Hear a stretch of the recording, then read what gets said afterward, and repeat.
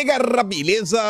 Como é que vocês estão? Meus amigos, o vídeo de hoje divide aqui em 4 temas e vamos começar falando sobre um assunto seríssimo, poderia até falar urgente. No dia de ontem, o Haddad concedeu entrevista para a Rede TV, onde ele deixou claro quais são os seus planos para o imposto do pecado. O pior está por vir. Já vamos começar falando sobre isso, quero trazer algumas coisinhas para lembrar vocês. Depois eu quero falar sobre o que o Haddad disse em torno do novo PAC, que vem na mesma direção, e a gente vai falar de reforma tributária. Quero trazer para vocês algumas falas, e a cara de Bolsonaro não tá ali à toa. Temos que falar dele, temos que falar também do PL, e temos que falar de uma notícia que saiu hoje, de manhã, já cedo, sobre o que a ala menos radical do PL anda fazendo. Acho que a gente tem que fazer alguns questionamentos sérios. Depois de falar da democracia brasileira, né? Será que ela ainda existe? Quero comentar sobre as CPIs como um todo. Quero comentar sobre uma coisa que aconteceu na cidade de São Paulo, que tem muito a ver com esse primeiro tema, que ainda vamos falar de uma entrevista da Marina Silva. Tem mais algumas coisinhas diversas. E falando de democracia, né? Democracinha, vamos falar do Brasil que deu errado. E aí sim a gente vai falar de muitas falas polêmicas que aconteceram neste país nas últimas 48 horas. No dia de ontem teve uma certa repercussão de uma dessas falas e tiveram novas falas. E o engraçado é que essas novas falas também foram no mesmo evento da Uni. Uma fala do Dilma, outra fala do seu ministro da Justiça e Segurança Pública. E aí quero trazer algumas coisinhas para vocês, mostrar, não quero adiantar muita coisa. E se der tempo, temos alguns assuntos ligados a redes sociais e internet como um todo e até imposto. Uma nova autarquia que o governo está pensando em criar para a sua segurança, né? Confia no Dilma, confia. Mas vamos começar. Gente, assunto sério mesmo, sem nenhuma brincadeira, sabe? Preste atenção nisso daqui. Tenta entender mesmo para valer. Olha só. O Haddad concedeu entrevista ontem. E a gente está batendo muito na tecla de 3 artigos da reforma tributária. E não é qualquer brincadeira, o assunto realmente é seríssimo. Você viu? A alíquota de novo imposto pode ficar em menos de 25% ao longo do tempo, diz o Haddad.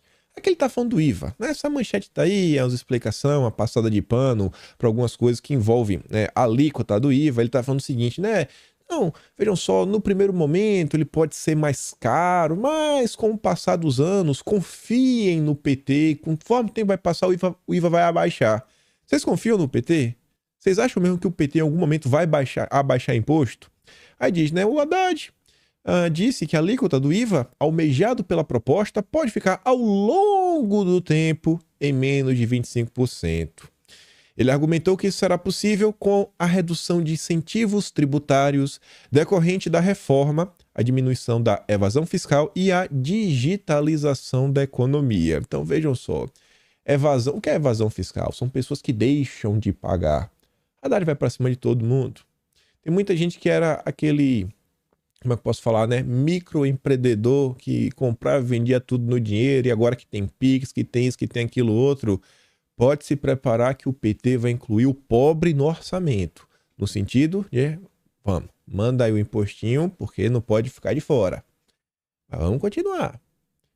O ministro não disse, no entanto, qual deverá ser a alíquota na fase inicial da reforma. É muito fácil falar que no futuro, que a Deus pertence, vai ficar 25, talvez até menos. E hoje vai ser quanto, Haddad? Não sabe. Membros da equipe econômica têm afirmado que a taxação poderá superar 25%, especialmente diante da inclusão de exceções no texto para beneficiar setores específicos. Até aí, a informação. E agora que vem a parte realmente que importa. O que Haddad falou para o Kennedy de Alencar, da Rede TV, sobre o imposto do pecado. Essa é a parte mais importante de toda a entrevista do Haddad. Tem outra parte também muito importante que a gente também vai comentar que envolve o PAC. Mas olha isso daqui, para não restar mais nenhuma dúvida. E quando alguém te questionar, você conseguir explicar de forma bem simples. Imposto seletivo. O ministro disse que o imposto do pecado, previsto na proposta de reforma tributária, desonerará segmentos da economia que respeitem a saúde da população e o meio ambiente. Bom, a gente sabe que os pecuaristas, na visão da ciência, eles não contribuem muito, né, para o meio ambiente. os pecuaristas, aí, o peito da vaca, né, o arroto é uma coisa muito complicada. Mas será que o Haddad vai fazer isso mesmo?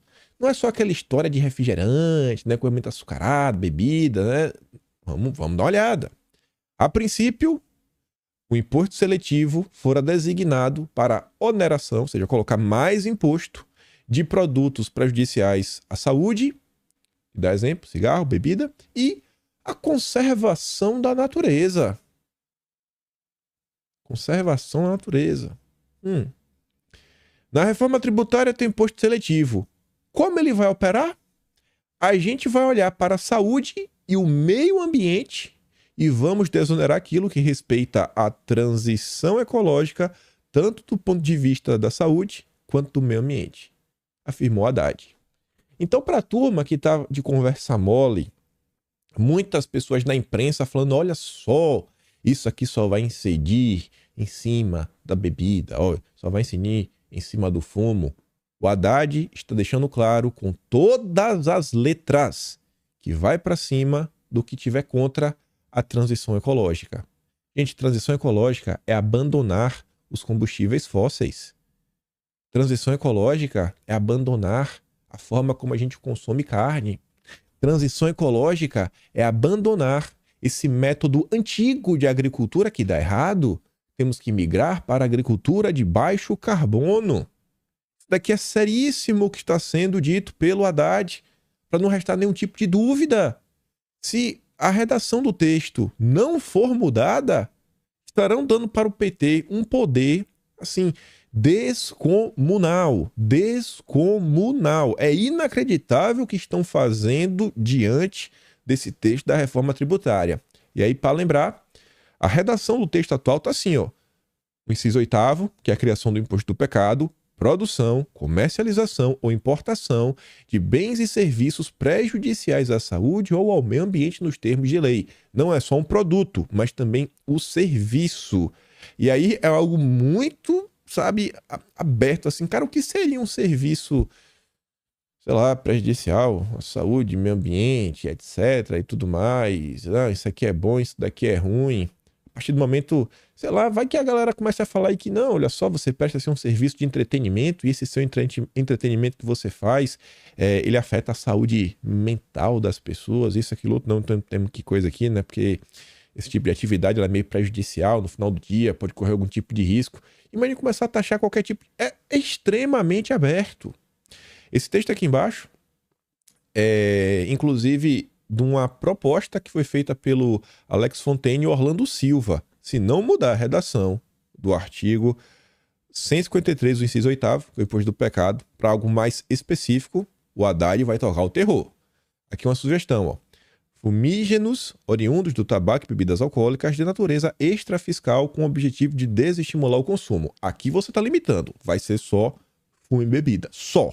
Está limitando. Se deixar aberto, o Haddad vai fazer a festa. Aí, pega isso daí que a gente já falou do PAC Verde, que é a continuação. Ainda faz parte da entrevista do Haddad de ontem.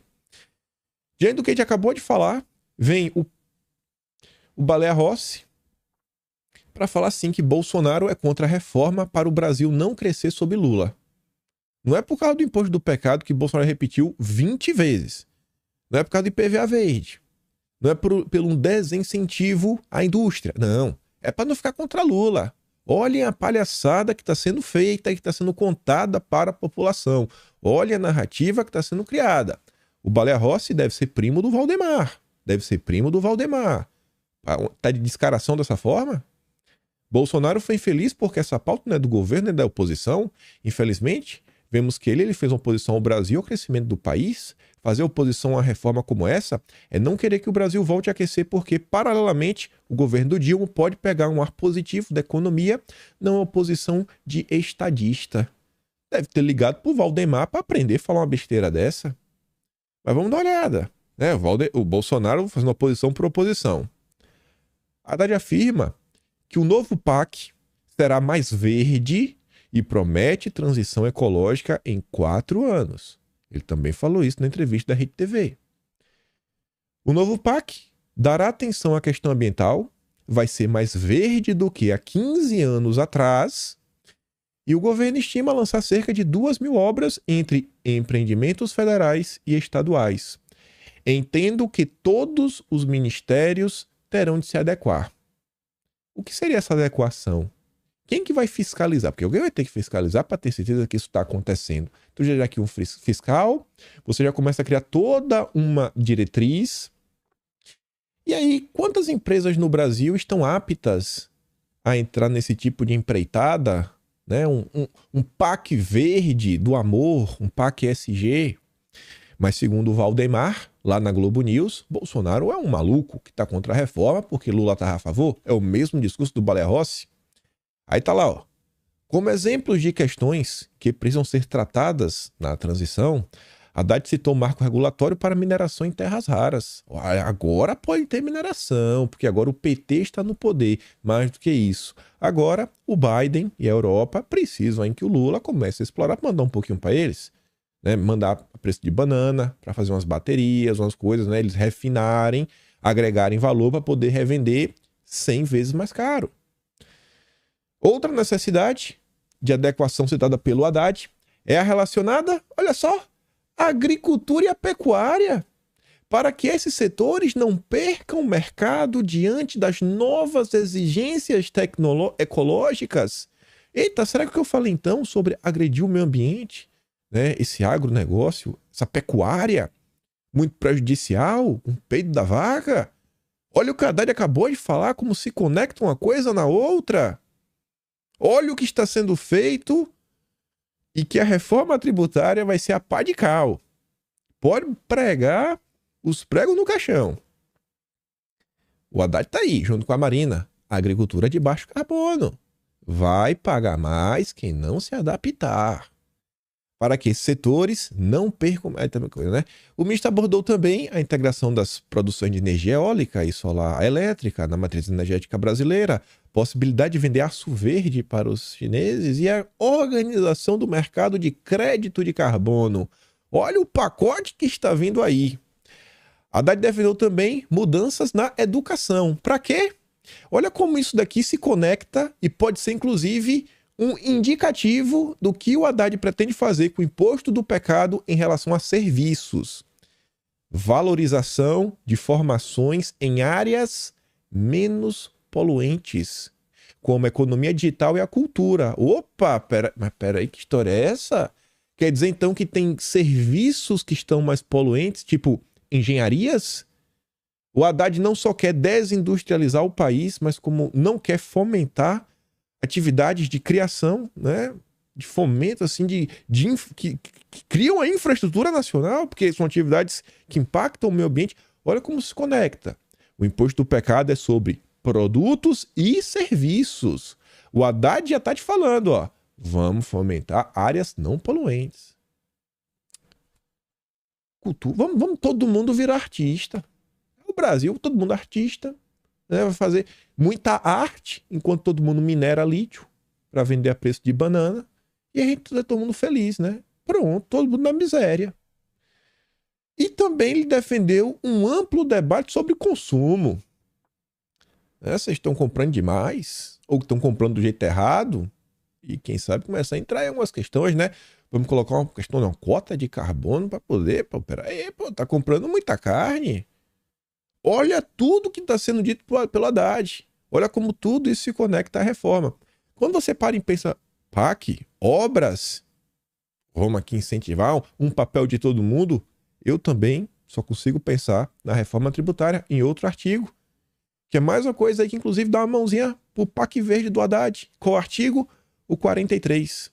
O texto que está na reforma atual é o de baixo, que está ali, ó. Artigo 43, eles querem adicionar o parágrafo 4º que diz: sempre que é possível, a concessão dos incentivos regionais a que se refere o parágrafo 2, inciso 3, considerará critérios de preservação do meio ambiente. Na hora de dar um incentivo para uma obra, indústria, olha o meio ambiente. Exatamente o que o Haddad está propondo. Vocês acham que essas coisas estão desconectadas? Quem propôs? Porque isso aqui não, essa ideia sensacional no artigo 43, ela não está presente no texto original da PEC 45, nem mesmo no texto original da PEC 110. Quem sugeriu isso? Sugeriu esse texto acima. Quem foi? Calma. Eles sugeriram-se. Olha como era o texto que foi adaptado. Mas no final do dia diz a mesma coisa, ó.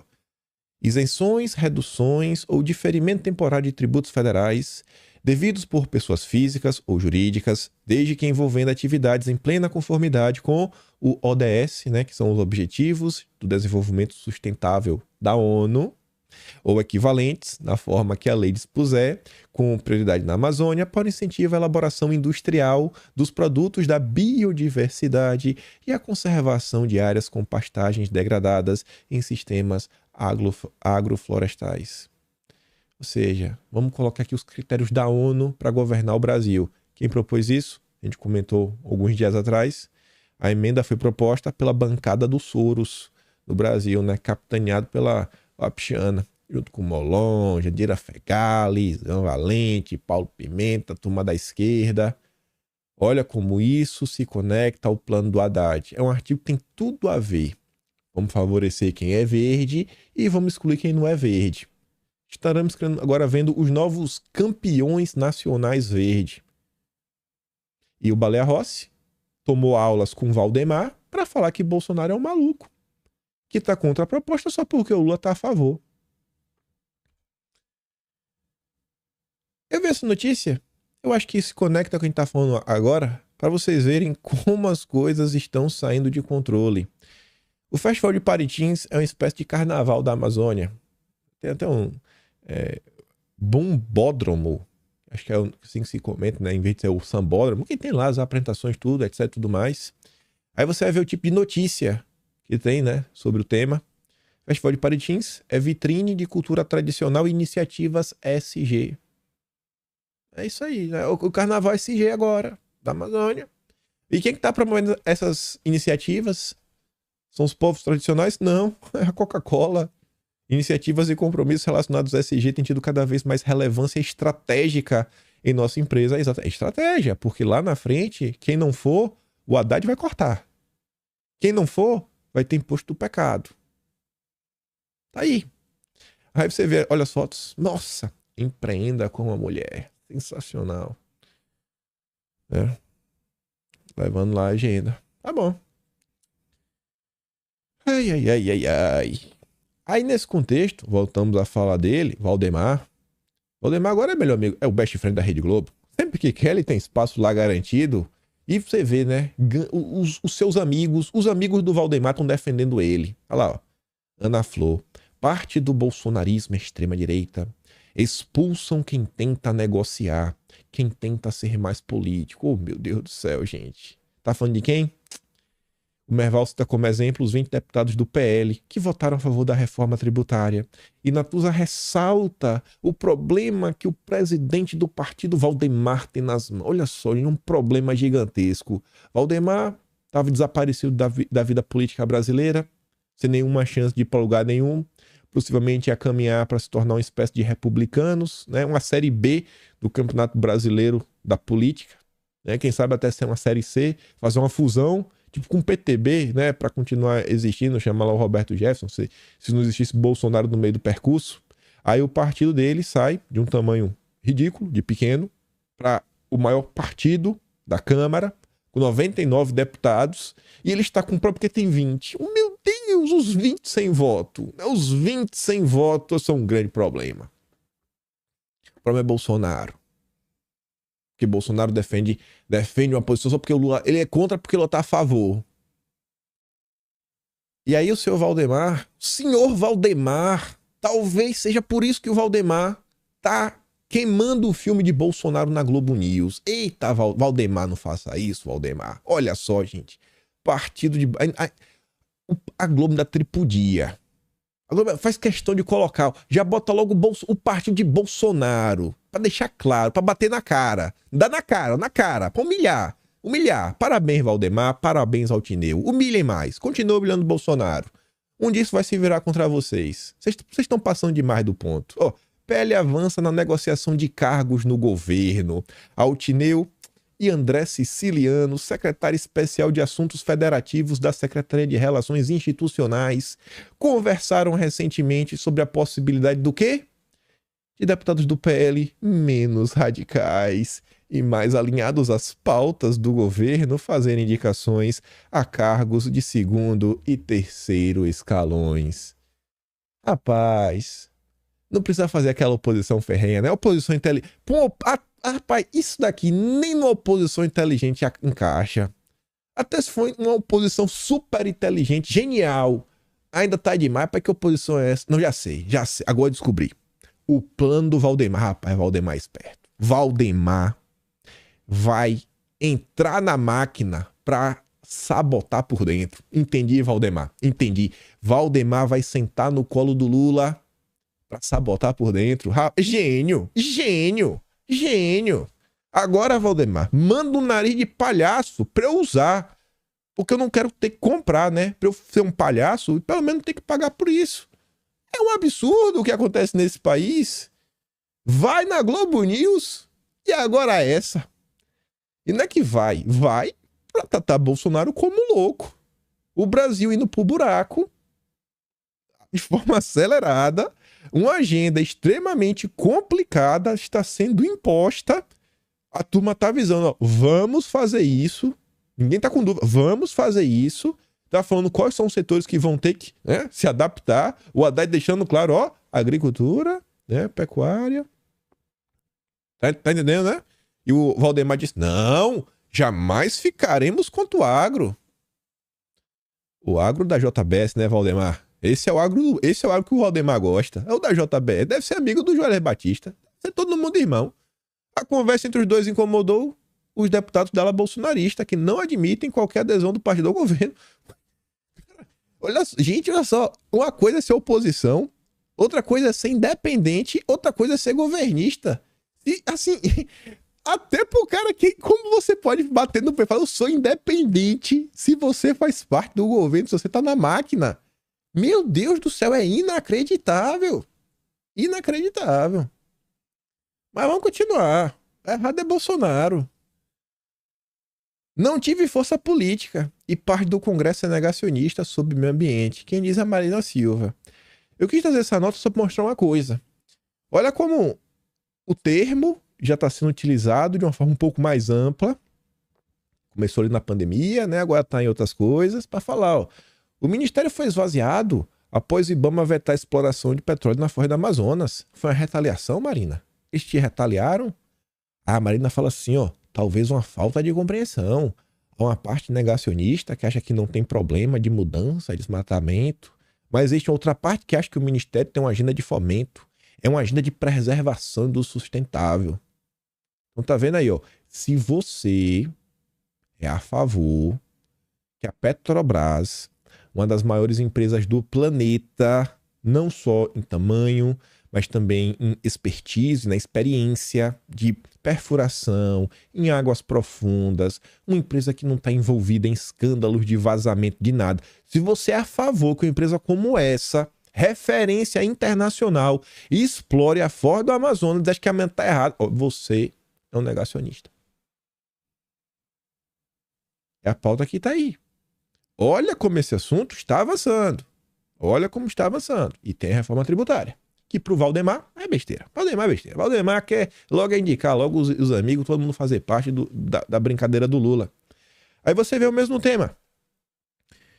O secretário da cidade de São Paulo, ele falou uma coisa que foi, aos meus olhos, distorcida pela imprensa. Ele não menosprezou o que ele estava falando, né? Eu não vou nem dar play aqui no vídeo dele, recomendo quem quiser ver de forma mais detalhada, vocês acham a fala dele.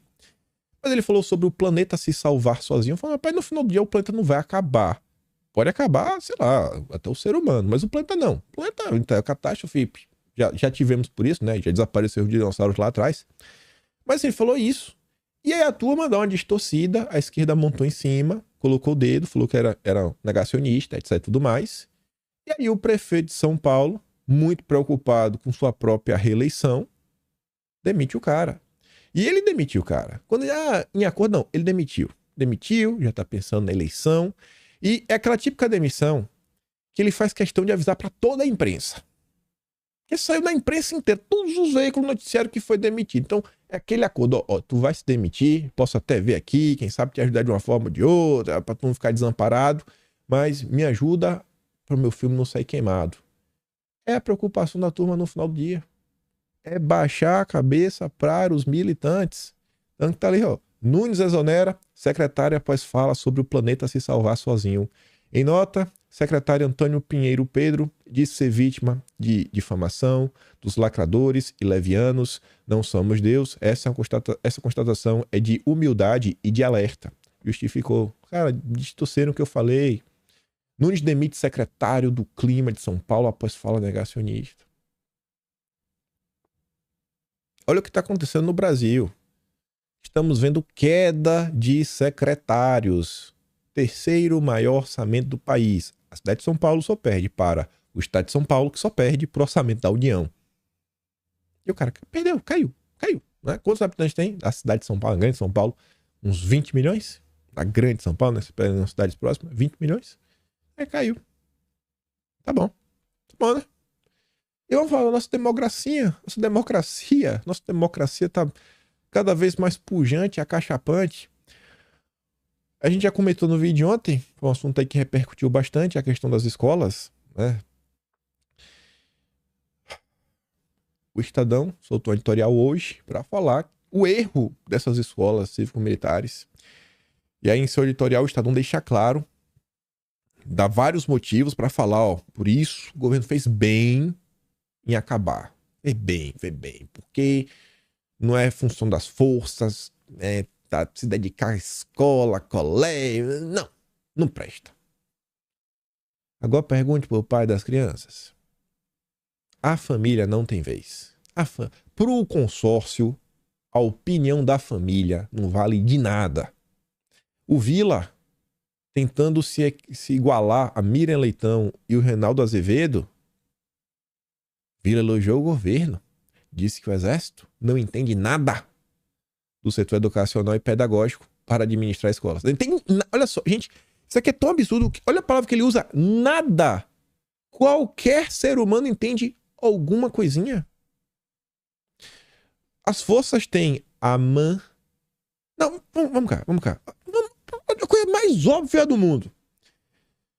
Para vocês que me assistem, que tem um filho, um parente, sobrinho, ou que vocês mesmos já fizeram no passado, um amigo que queria estudar engenharia, quais são as duas faculdades de referência no Brasil em termos de engenharia? O ITA e o IME.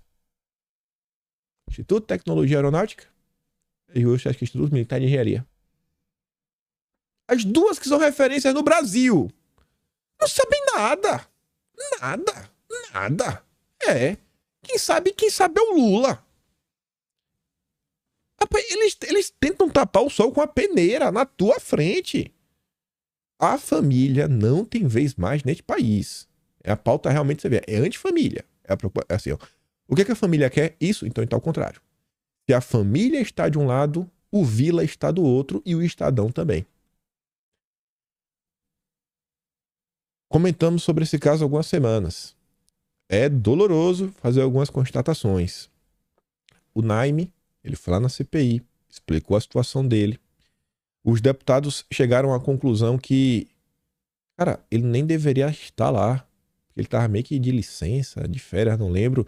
E aí, assim, o cara, na ânsia de ajudar, foi no seu dia de folga, botou a farda, foi lá, ajudou, prendeu gente, acabou com a confusão e foi preso. Preso. Por quê? Não sei. Não foi apresentada denúncia, né? Tá de preventiva. E aí ele desmaiou, né? Foi levado para o hospital. O pessoal disse que ele tem um princípio aí, um pré-diabetes e talvez dê uma hipoglicemia e acontece. Como estão as coisas no país? Democracia. Por Vila, democracia, pro Estadão, Miriam Leitão, Natuzaneri, Merval Pereira. Não, tá tudo normal. Golpista, safado. Aí, falando da CPMI, rapaz, esse país é uma coisa, viu? Eu nunca vi uma notícia como essa. Eu não sabia nem que isso existia, nem que esse crime existia. O crime do silêncio. Se você fala, não é liberdade de expressão. Como é que eles falam? Liberdade de expressão não é liberdade para mentir. E se você não fala, é abuso de direito ao silêncio.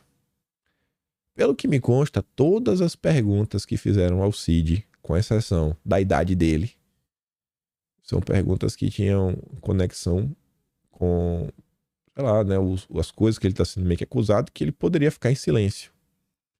Acho que a única pergunta que ele não respondeu foi sobre a idade dele. Aí adianta explicar isso? Não, mas a turma foi lá, já acionou a Suprema Corte, já acionou o TRF1. A denúncia apresentada pela mesa da CPMI, né, a Suprema, acusa o Cid de ter cometido assintoso abuso do direito ao silêncio e gravíssimo menoscabo com sobredita decisão judicial. Eu não sei nem o que é menoscabo, mas deve ser alguma coisa ridícula que também está sendo aí dita pelos parlamentares, governistas, né, lulistas. O grupo ainda o acusou de ter cometido o crime de calar a verdade como testemunha.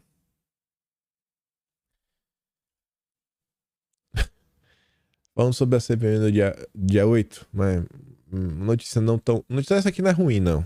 Isso aqui é até notícia boa. O Nicolas fala assim, ó. Ontem foi feito um acordo para aprovar requerimentos sem convocação. Contudo, por um erro, estava a convocação do fotógrafo da Reuters. E para cumprir o acordo, o presidente declarou nulo. Porque assim, ó, o acordo era, vamos fazer convites. Todo mundo vai ser convidado para vir. Não é uma convocação que você obriga o cara a vir. Pedindo na boa. Você pede na boa. Esse era o acordo. Aí no meio disso tinha uma convocação. Falou, não, então isso aqui vamos anular.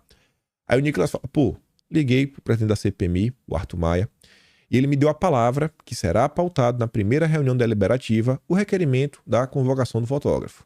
Arthur Maia tem cumprido com sua palavra e teremos grandes novidades nas próximas semanas. E ele diz, ó, isso aí, Nicolas, o Brasil tem o meu compromisso. Então, vamos observar. E vamos ver se dessa vez a esquerda também vai voltar, né, para o cara ser convocado ou vão tentar passar algum tipo de pano. Outro assunto que não está aparecendo na imprensa, e eu acho de suma importância, pessoal, é a CPI das ONGs. Temos que discutir, porque isso abre um leque sobre tantos assuntos que vão desde a reforma tributária, a reindustrialização do país, o uso dos nossos minérios, né, para o desenvolvimento nacional, o avanço da infraestrutura, o avanço da infraestrutura, tô falando sério. Por quê? O que é que tem a ver com as ONGs? Porque tem inúmeras obras que estão sendo embargadas no meio do processo. O Aldo Ribeiro testou uma lei que eu achei sensacional. Definir uma PEC, o que são obras de interesse nacional, ele falou qualquer coisa que gere emprego, obra de infraestrutura, obras que vão trazer melhoria para a vida, aí botou lá um monte de coisa que faz sentido. E o outro ponto, para você suspender uma obra dessa, só com um pedido da PGR para a Suprema Corte, e a Suprema Corte teria 90 dias. Se não decidir, a decisão já foi tomada. Pode tacar o pau na obra. Limitar para impedir que as ONGs aí fiquem, né, causando esse alvoroço o tempo inteiro. E esse tema, inclusive, outro ponto que eu acho que é bem importante, é porque ele ainda é uma pauta relativamente cara para aquela esquerda mais antiga, que era a favor da industrialização, né? Partir da causa operária, queria ver um Brasil com muitas fábricas, muito operário, né? Os torneiros mecânicos, que o Dilma fingiu um dia ser, acho que o Dilma nunca trabalhou, tipo Boulos. E aí, para tentar ilustrar para vocês com um exemplo, já falei diversas vezes sobre esse perfil, sempre gosto de seguir porque eu vejo assim um resquício de alguma honestidade intelectual em alguns temas, não quando fala sobre Bolsonaro, óbvio, mas quando fala sobre atuação de forças internacionais no Brasil, em torno de agenda verde, em torno das críticas que esse perfil faz à esquerda, que é o perfil da Gringa Brasília. Ela faz críticas contundentes à esquerda. E ela fala o seguinte, ó, muito fácil determinar quem é quem nessa bagaça. O influente militante progressista promoveu ou escondeu a CPI das ONGs. Se o cara tá calado sobre a CPI das ONGs, é pilantra. Pilantra. O cara não é de esquerda, o cara quer passar pano pro Lula, o cara não tá do lado do Brasil. É isso que ela tá querendo falar. Aí quem é analista, né? É um perfil lá. Primeiro nem vou falar quem é. O segundo, Anito Blá Blá, tá falando do Anitta Ablian. É um cara aí que tem engajamento na esquerda, vez ou outra no Brasil 247, tem um canal próprio, se diz que é analista de geopolítica. Pérolas Assassinadas, ela tá falando do Pérolas Woke, sei que perfil é esse. O História Bem Pensada é o perfil chamado História, Pensar a História. E diz, pois é, querendo ou não, estão servindo os interesses dos gringos. É um assunto aí que a direita, se isso bem explorado, inclusive pelos deputados, isso poderia estar sendo utilizado contra a esquerda. Jogar a turma contra o Dilma, falar, aí cara, vamos passar pano, continua aí passando pano pro Dilma, vai lá. Cadê as pautas que vocês defendiam? Cadê aquela história de pautar, né, lutar contra o imperialismo? Tem que jogar um contra o outro. E não é jogar um contra o outro com base em mentiras. É você jogar fatos na cara e falar, e aí? Você vai honrar com seus valores históricos ou você vai mostrar que você é um hipócrita, passador de pano do PT, que não tá nem aí pro Brasil, mas só pro teu ídolo, né, Luiz Inácio Lula da Silva? Pouquíssimas notas estão saindo sobre a CPI das ONGs. Uma que saiu foi do Guzo, lá no Estadão, que fala: Brasil perdeu soberania na Amazônia para ONGs com cumplicidade do governo. Essa nota eu achei interessante porque ele traz o ponto que muitas vezes as pessoas questionam. Pô, mas CPI no Brasil, nós termina em pizza, não dá em nada, etc e tudo mais. E o Guzo fala, cara, não é bem assim. Não é que termina em pizza, sempre tem algum tipo de ganho. Só que o ganho, às vezes, não é esse ganho de uma ação contundente, concreta. Ele fala assim, ó, a CPI que investiga as ONGs internacionais ou brasileiras, que agem principalmente na Amazônia, vai revelar um Brasil que a grande maioria dos brasileiros não conhece e acharia um escândalo se soubesse. CPIs, em geral, não levam a mudanças concretas nos males que denunciaram. Aliás, as que incomodam a esquerda e são excomungadas como de direita quase não aparecem na mídia. Mas valem sempre como uma oportunidade, muitas vezes a única, para a população ficar sabendo de muitas coisas que não sabe e que os donos do país, dentro e de fora do governo, não querem que ele saiba. A principal notícia nesse caso é que o Brasil perdeu a soberania sobre áreas imensas do seu território na região amazônica. Elas são governadas hoje por ONGs estrangeiras, as mais agressivas, e por outras de origem nacional, com a proteção, as verbas e a cumplicidade ativa da Polícia Federal, do Ministério Público, dos INCRAS e FUNAIs da vida. Aí também tá lá, né, do Exército e agora do Ministério do Índio, inventado pelo Dilma. Então, esse ganho em termos de informação que chega para as pessoas, isso é importante, tem que levar à frente. Eu tinha comentado anteontem, quando fazia a CPI das ONGs, que eu falei, pô, a fala da Teresa Cristina foi bem interessante. Mostra um domínio acerca de algumas pautas. E eu falava assim, pô, lá, teve até uma parte que ela falou, forest here, farms here, forest there. Falando o seguinte, né, que os americanos, ó, a gente pode ter fazenda, lá só floresta. Não queremos competidores no agro. Não. E uma coisa que eu tava vendo é um gráfico. Sabe aqueles gráficos na internet que eles vão mostrando o crescimento e o decrescimento das coisas ao longo do tempo? É um gráfico interativo que o tempo vai passando, as barrinhas vão subindo, tem gráfico que eles colocam assim uns vídeos. E esse gráfico que eu tava vendo envolvia a agricultura, produção e exportação. E aí mostra desde 1980 e pouco até 2021. E, gente, eu achava que o Brasil era uma grande referência no agro. Não, é algo recente. O Brasil dá, assim, realmente assim, um crescimento vertiginoso depois dos anos 2000. E aí, na era Bolsonaro, foi um negócio assim, assustador. Nos últimos 4 anos, o crescimento do agro, ano após ano, ano após ano, ano após ano. E aí, o que eu achei engraçado? Essa turma começou a se preocupar com o Brasil, essa turma começou a se preocupar com o agronegócio brasileiro, tentando emplacar de inúmeras medidas protecionistas para proteger o agro deles. Veja, a União Europeia como um todo, com a questão da due diligence, eles começam a se preocupar quando o agro brasileiro cresce. O agro do Brasil fica lá na 15ª posição do planeta, mesmo o país sendo gigante. Os Estados Unidos sempre foi o primeiro. E continua como primeiro até hoje. Olha que interessante. Não só tem inúmeras indústrias, mas também tem um agro gigantesco. Por diversos momentos, o Japão esteve à frente do Brasil. Uma ilha desse tamanho. Alemanha na frente do Brasil. França na frente do Brasil. E aí quem que passa na frente, hoje, desses países todos? O Brasil e os comunas, o país vermelho. Então, tem algumas coisas que não são aleatórias. Tem vezes que a gente já falou sobre isso, eu trouxe aqui só para relembrar. E vou mandar esse vídeo para vocês lá no canal do Telegram, pra você ver aí a fala da ministra. Mas eu recomendo ver a sabatina inteira do Aldo Rebelo, não só para ver o que ele falou, mas o que os ministros, a ex-ministra, Tereza Cristina, e os senadores que lá estavam também comentaram, foram falas muito pertinentes. Falando da CPI do MST agora, noticinha rápida. Por que o Dilma teme Rui Costa na CPI do MST? Segundo a turma do Estadão, o motivo é pragmático. O ex-governador tem um histórico conflituoso com o movimento e pode municiar a oposição. Ele vai lá, a turma começar a apertar demais, capaz dele falar alguma verdade sobre o MST que o Dilma não queira. Então, eu acho que isso aqui é mais um motivo para depois do recesso, a turma da CPI do MST convocar o Rui Costa para prestar alguns esclarecimentos. Mas vamos continuar para falar do Brasil que está dando errado. O Brasil do Dilma. Olha a explicação do Lula sobre como as coisas nesse país estão dando certo, né? Olha isso aqui. A relação com o Congresso Nacional, ela vive possivelmente o melhor momento nas últimas décadas. Ou seja, o Rodrigo Pacheco preside o Senado, que é uma instituição independente da presidência da República. Ele não tem que pedir licença para mim, ou favor. A Câmara tem um presidente que tem 513 deputados, ela vive também um momento, sabe, as pessoas se assustaram. Como é que a Câmara aprovou a política tributária? Como é que aprovou o CAP? Como é que aprovou? Aprovou porque é para o Brasil, não é para nós, não é para o PT, não é para o Lula. É mesmo? Tá vendo, né, gente? E eu jurava que eles aprovaram porque foram quase 10 bilhões de emendas, cargos, ministérios. Não, é pelo Brasil. É muita cara de pau. Muita cara de pau. Mas vamos lá.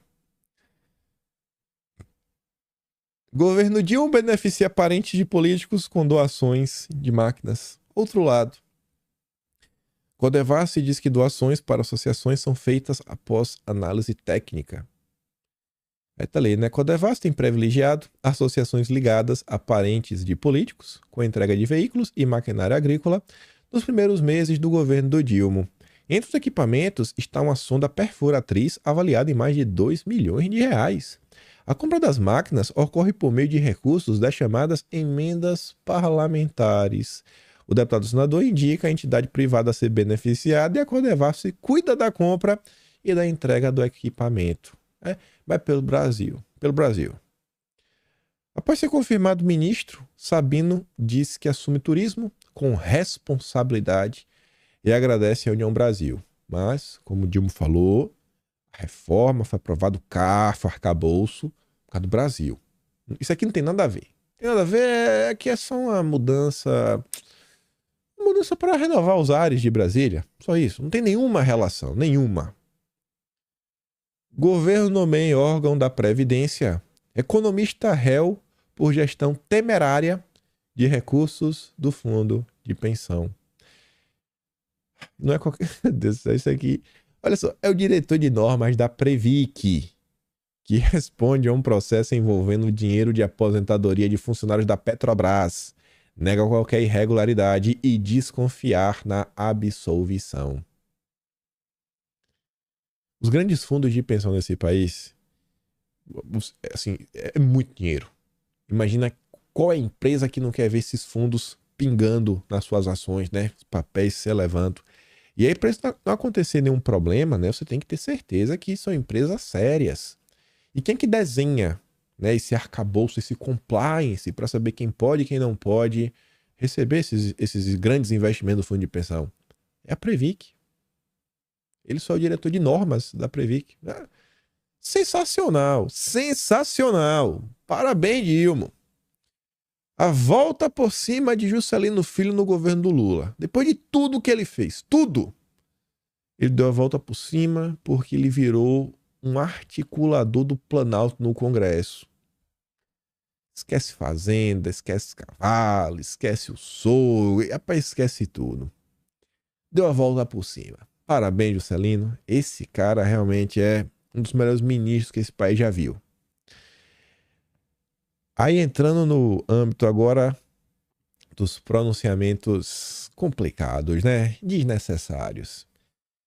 Isso aqui dá uma canseira só de pensar. Aquele momento que eu sempre tento respirar. Sabe, tem uma coisa que eu tento evitar comentar esse tipo de assunto, falei pra vocês ontem, porque acho que às vezes eu não acho nem que é chovendo molhado, eu acho que até piora. Sabe o que eu acho do final do dia? Isso aqui, pra quem ainda não viu ainda, né? Ou tá só ouvindo o áudio. Vou ler aqui a manchete, né? O ministro Pacheco cobra retratação do ministro da Suprema Corte Brasileira. Fala sobre bolsonarismo, foi infeliz, inadequada e inoportuna. Até o Pacheco criticou. Ontem eu fiquei muito surpreso, eu recebi uma mensagem, jornalista, grande imprensa, grandes veículos aí, coisa, comentando, falou, cara, que fala trágica, né? Posso até ler aqui a mensagem. A mensagem foi mais ou menos assim, ó. Mais ou menos não, a mensagem foi literalmente assim, ó. Cadê? Ele falou assim, ó. Cara, que derrapada do fulano, hein? Tropeço gigantesco, gigantesco em letras maiúsculas. E aí o que eu respondi pra ele é o que eu penso quando eu digo assim, que eu não acho nem chovendo molhado. Porque no final do dia eu vejo uma situação dessa e fico triste. Por quê? Não vai acontecer nada. Vai aparecer uma explicação, como sempre aparece. Depois de aparecer a explicação, a imprensa vai organizar o briefingzinho. A imprensa vai falar que os bolsonaristas vai tirá-los da posição de vítima, colocá-los na posição de culpados, né, do réu. E aí vai inverter todo o ônus. E no final do dia, ainda é capaz de algum bolsonarista ser responsabilizado por algum tipo de crítica, algum tipo de alguma coisa. E isso vai gerar mais insatisfação, e essa nova insatisfação pode brotar mais algum comentário, alguma ação, alguma coisa, que vai gerar mais retaliação, e a gente fica nesse eterno ciclo. Perde, perde, e perde de novo, e continua perdendo e só perde. O Pacheco falou assim, ó, a presença do ministro é um evento de natureza política, com a fala de natureza política, é algo que reputo infeliz, inadequado, inoportuno. E o que eu espero é que haja por parte do ministro uma reflexão em relação a isso, eventualmente uma retratação. Muitas pessoas ontem pontuaram o seguinte, poxa, seria bacana se outras pessoas de direita também pudessem se retratar. Citaram, por exemplo, Daniel Silveira. Fez uma fala, infeliz ou não. Será que realmente o Daniel Silveira queria bater em alguém, fazer alguma coisa assim em termos, sabe, de agressão física? Acho que não, eu acho que não acho que ele é maluco a esse ponto. Eu discordo muito, acho que foi uma fala extremamente absurda, infeliz. Mas sabe, é ruim, né? É ruim. O Metrópolis traz algumas informações extras. Eu torço para ser verdade de coração mesmo, que fala assim, ó, ministros da mais alta corte do país e de outros tribunais criticaram a fala do ministro em questão, lá no evento da Uni, e diz que os ministros, né, eles criticaram o discurso, pedindo reserva, seus colegas fizeram críticas especialmente ao trecho em que o magistrado falou sobre a derrota do bolsonarismo. Na avaliação de seus colegas, a fala foi muito ruim e contribuiu para que a corte se torne ainda mais alvo de ataques e críticas por parte de bolsonaristas e da atual posição. Magistrados de outros tribunais superiores avaliam que a declaração foi ainda pior por ter sido feita há cerca de 2 meses da posse do então ministro como presidente da Suprema Corte Brasileira. Ele vai assumir o comando em outubro, após a aposentadoria da ministra Rosa Weber. Procurado pela coluna, ele não se pronunciou até o momento, não teve uma nota ontem, falou que ele não queria ofender os 58 milhões de eleitores de Bolsonaro, etc. Tudo mais. Beleza, bacana, mas é difícil, né? Pedir para as pessoas. Não, eu me atrapalhei, eu não queria ter falado do bolsonarismo, eu queria falar que a gente combateu o extremismo. O Estadão, hoje de manhã, traz mais informações, mais bastidores. Um teu similar do Metrópolis falando, né, que ministros da Suprema Corte admitem que a fala dele sob bolsonarismo afeta a imagem da corte. Ministros ouvidos pelo Estadão têm falado em conversas reservadas sobre a necessidade de não engrossar a pressão sobre o cara, né? Com declarações públicas de condenação aos seus atos. Ninguém vai repudiar publicamente, beleza? Esses mesmos ministros, contudo, têm dito reservadamente que as declarações do colega foram inoportunas e carregam consigo um alto potencial de reforçar a desconfiança de políticos e da sociedade civil em relação à atuação da corte. Ministros ouvidos pelo jornal disseram sob condição de anonimato que as declarações dele só servem para reforçar a percepção de setores da sociedade que a corte agiu e ainda age por meio do chamado ativismo judicial, como se descreve o fenômeno de tribunais que aplicam interpretações mais amplas da lei e que, em alguns casos, passam a fazer política ao invadir competência de outros poderes. A coisa foi tão além do ponto que nem a Globo News se atreveu a passar pano. O Fernando Gabeira, um ícone da esquerda brasileira, foi lá falar o seguinte, né? Ele analisou a polêmica. Ele citou Nelson Rodrigues ao dizer que há lugares que você vai até o minuto de silêncio. E analisou falando que o Supremo nos salvou parcialmente de uma situação complicada, mas agora precisamos nos salvar de nossos salvadores. Precisamos colocar um certo limite. O clima tá ruim no Brasil. Tá ruim de verdade. O Merval Pereira, outro ícone da esquerda, também diz, no Brasil criou-se um ambiente que permite que ministros de tribunais superiores falem sobre qualquer coisa. Quem criou esse ambiente foi a Rede Globo, né? Com muito apoio, sempre validando todo tipo de declaração. Não é uma coisa normal em nenhum lugar do mundo, isso é normal. Ao meu ver, eu não acho que uma movimentação que busque uma certa retaliação, sabe, que busque uma certa vitória ou algo assim do gênero, eu não acho que tem chance de prosperar. Não acho, zero chance. Não acho que isso daí, para mim, isso vai gerar mais e mais confusão. Agora, sim, eu acho que cabe mais uma vez as pessoas levantarem questionamentos, sabe, falando assim, cara, será que realmente a gente discutir uma reforma no judiciário, do judiciário como um todo, sem revanchismo, conversar numa boa? Eu tava dando uma olhada nas redes, vejo assim, eu sempre tento ver alguns perfis, né? Minhas análises são qualitativas, nunca quantitativas.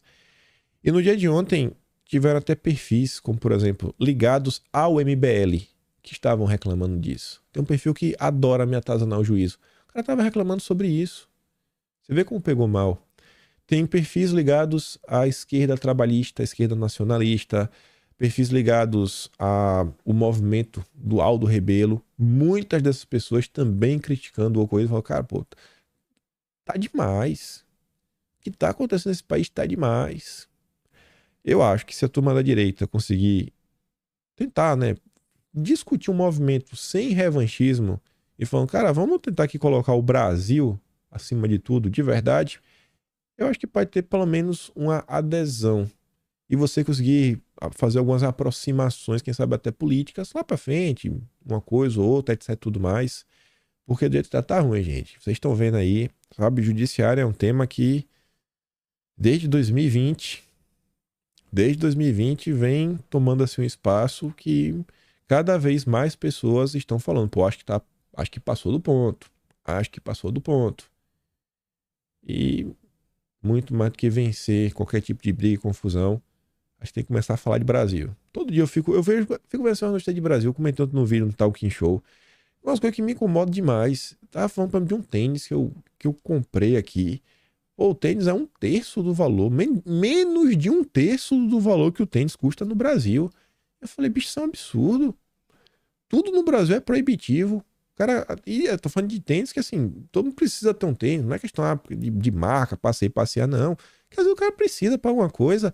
Se fala tanto, por exemplo, de esporte. Pô, o esporte é bom, porque o esporte tem até a ver com a agenda da família, dos valores, de tudo. Porque tira um menino das ruas, ensina valores, o cara aprende muita coisa. Você já tava assistindo um podcast do Carioca. Gosto muito do Carioca, gosto do Turma do Pânico. E aí o Carioca tava no podcast falando um monte de coisa, perguntando pra ele assim, cara, e aí, como é que tu cria teu filho? Porque teu filho tem tudo na vida. Como é que tu cria teu filho pra ele não ser um menino, sabe? Mimizento, chorão, reclamão. Ele falou, rapaz, esporte. Solução é esporte, porque esporte, assim, cara, não é... Tu pode ter o dinheiro do mundo. Ali na quadra, tu só é mais um. Então, você pelo menos começa a entender, sabe, as suas limitações, entender que o seu dinheiro não vai te tornar alguém melhor. Vai ter alguns benefícios, mas ali dentro é você por você. Que seja um esporte de quadra, aí você ainda tem questão do time, mas e o individual é você e você. É você superando o tempo inteiro. Ele falou, pô, esporte é uma coisa muito importante. E aí, beleza, quem tem dinheiro de... Alguns esportes são proibitivos.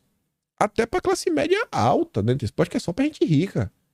Agora, todos os esportes assim, mais simples, não tá custando aí um futsalzinho, não faz de chuteira, um futsalzinho pro menino usar até pra ir pra escola.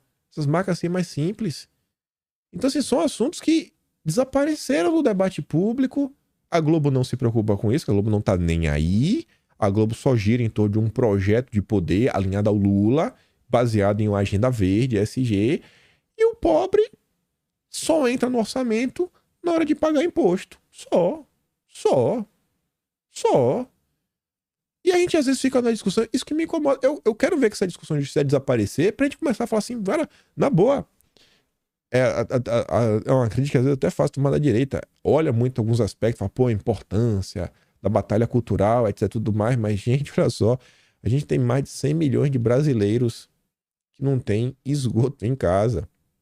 É muito importante essa questão cultural, o despertar das pessoas, mas tem que também lembrar, de quem tá na pior, quem tá na miséria. Não dá mais pro Brasil continuar do jeito que tá, em pleno 2023, com toda a tecnologia, toda a capacidade de produção que esse mundo tem para nos oferecer. É assim, se você não se indigna, tem uma coisa muito errada. A gente tem que se indignar com isso todos os dias. Não dá para normalizar. Olhar para as pessoas, olhar, pô, você passou, viu lá, sabe, um bairro que tá assim, condições caquéticas, não tem assalto, não tem nada, é o Brasil. Não dá. A gente tem que se manter indignado com esse tipo de situação. E falar, cara, fique triste. Não seja ingrato. Sempre seja grato.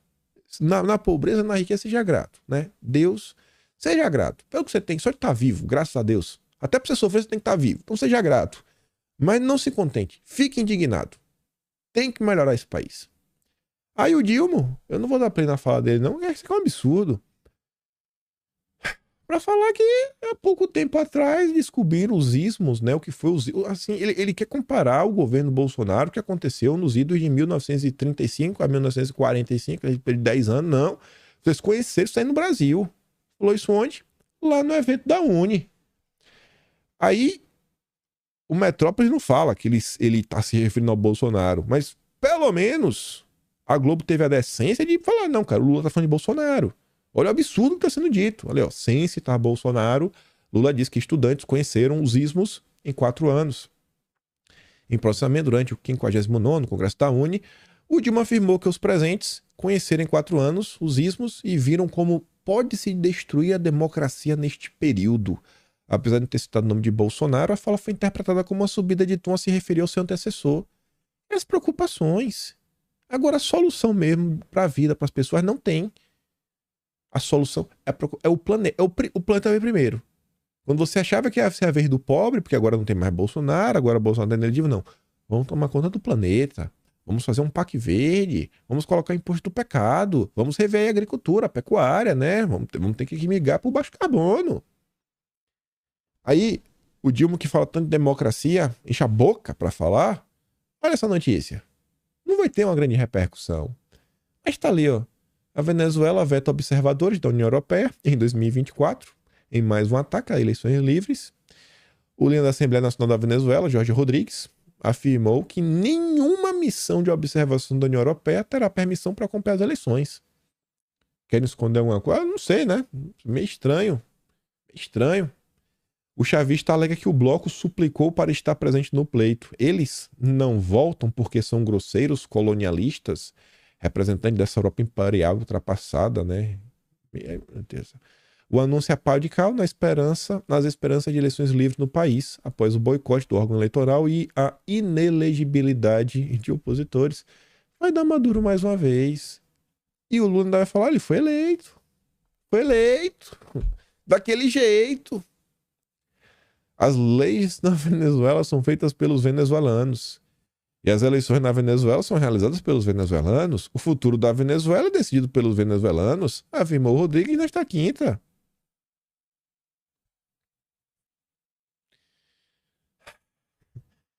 Então, tem uns dias que dá uma canseira, viu? Ver o que acontece. É só derrota. Mas tudo bem, voltaremos amanhã. Acho que, pelo menos, eu acho com base em algumas coisas. Mas, por hora, vamos só ficar no eu acho. Elas serão, quem sabe, ditas em um momento oportuno. Mas eu acho que essa questão da reforma tributária, os 3 artigos, 43, 153 e 155, acho que pelo menos entrará na discussão do Senado. Com base no que eu estou falando isso, vamos dar o tempo ao tempo. Vamos ver se eu estou certo ou errado. Estou trabalhando para a gente discutir isso daí, para retirar isso. Mas peço a vocês também, fala com o Rogério Marinho, nosso líder da oposição, fala, pô, Rogério Marinho, presta atenção nisso daqui. Tereza Cristina, presta atenção nisso daqui. Olha o que está sendo colocado. Olha o que a Haddad está planejando. Porque, vocês estão vendo, se deixar na mão do PT, vão fazer a festa. E todo mundo vai ter que pagar o pato no fim. Amanhã eu comento sobre a rede social porque tem muita coisa. E tem um órgão aí, né, que o governo quer criar, a nova autarquia de segurança, cibersegurança e mais algumas coisinhas que envolvem pele das fake news. Mas comento amanhã. Por hoje fico por aqui. Vou mandar lá o vídeo da Tereza Cristina, do Dilma também vou mandar pra você lá no Telegram. Se gosta do meu trabalho, passe no meu do canal. Tem um Tony Valeu, tem um Pedro na descrição. E não esquece de compartilhar o vídeo. Ainda tem um Atlas Brasileiro, kimpai.com.br. Amanhã saiu de maio. Todo o resumo do que aconteceu. Pra ninguém esquecer o que tá acontecendo nesse país. Fico por aqui. Aquele grande beijo e abraço. Tamo juntos. Valeu, meus amigos. Fui!